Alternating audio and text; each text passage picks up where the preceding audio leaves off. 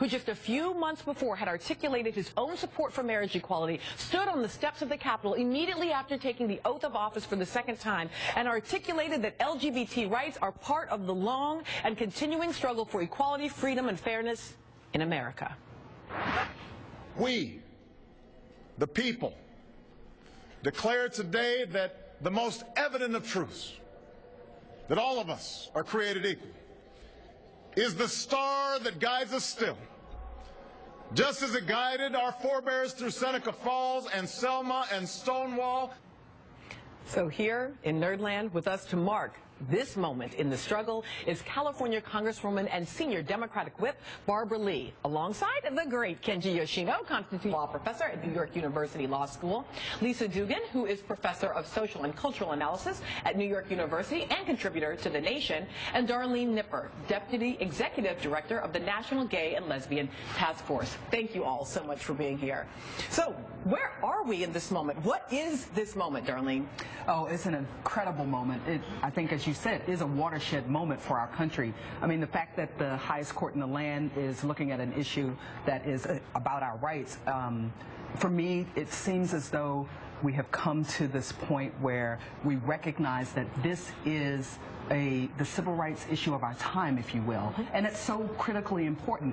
And at the same time, regardless of what happens at the court, as you said, this has been a long trajectory of history toward equality for everyone, and I think the trajectory will continue to evolve beyond whatever the decisions are made by the court. Right, it's this long trajectory, and yet there's this rapidity, there's a sort of rapidness of what happens in just this moment. When you're looking at Washington Post data, a recent poll about support for marriage equality, 58% of Americans support marriage equality. That is up 21 points since 2003 in one decade. And among those who are under 30, 81%. In other words, it's a consensus position.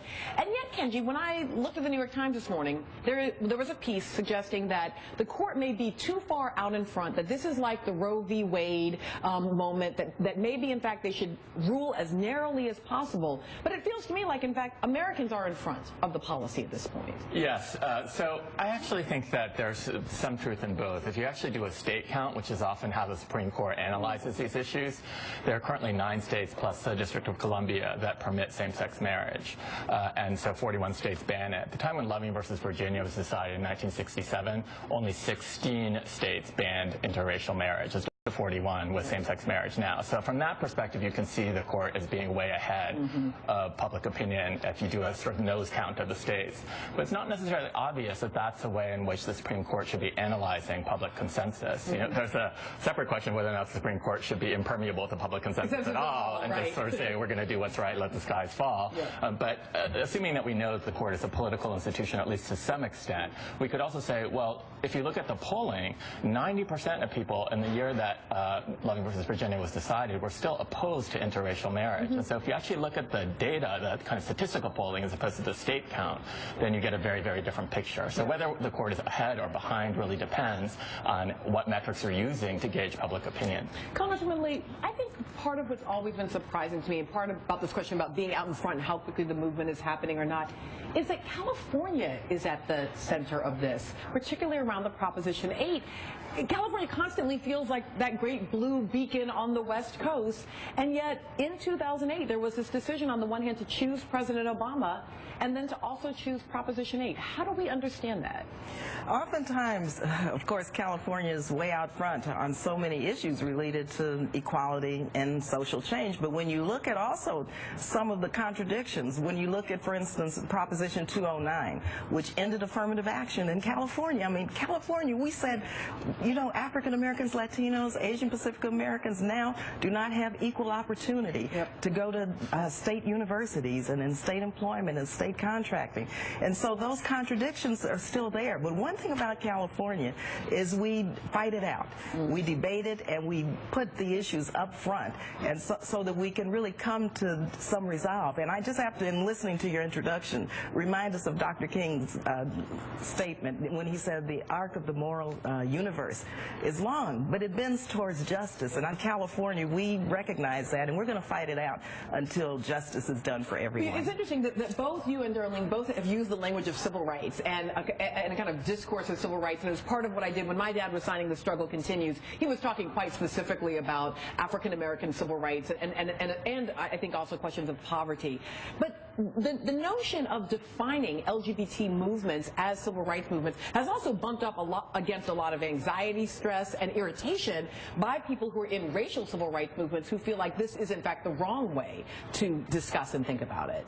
Darlene, yeah. Sure. Well, I think this is a critical point, but the reality is that there are people in this country who live at the intersections of all of these issues. Amen. Hello. Say that again. Yes. And so we can't really split this up in that way. Yeah. And I actually think it's time for us to, of course, move a little bit further towards a broader social justice view, such as what you were saying in your introduction. This is a long arc, and we're moving for. It's not just about marriage equality, although this is a critical aspect of law that I think we should not deny people the right that other people have. Yep. But it's beyond that. It's about everyone having the ability to live freely in our society, and I think that is the point that I'm making when I make that connection. Yeah, and Lisa, let me ask you that.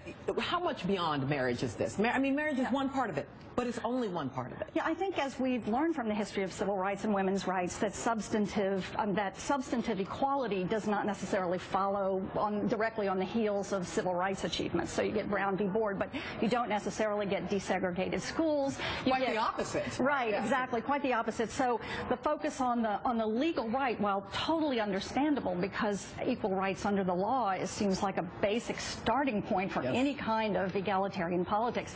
But it's just a piece. And one of the things, I mean, I think that the analogy made to abortion is quite instructive in the interview with Ruth Bader Ginsburg this morning, because one of the problems with the way abortion has evolved as an issue was that it was disarticulated from broader reproductive justice issues. Yes. So that abortion sort of became like a consumer right that an individual could purchase if she could afford it. Yep. And other people then would lose the right because it wasn't understood as a matter of justice. It was understood as a kind of consumer right. So with marriage, the same danger is there, right? That the legal right for access to marriage as it now exists is kind of, the end point that, even though we won't get there now, we'll get there eventually, rather than understanding that a broader way of recognizing household and partnership rights beyond marriage only is a substantive goal of our social movement. And that is exactly what I want to come back on, because the freedom to marry ought not be an imperative to marry, and that's precisely what I like to talk about as we come back, because there are new folks jumping on the bandwagon every day. Welcome aboard, Hillary. Nice to have you.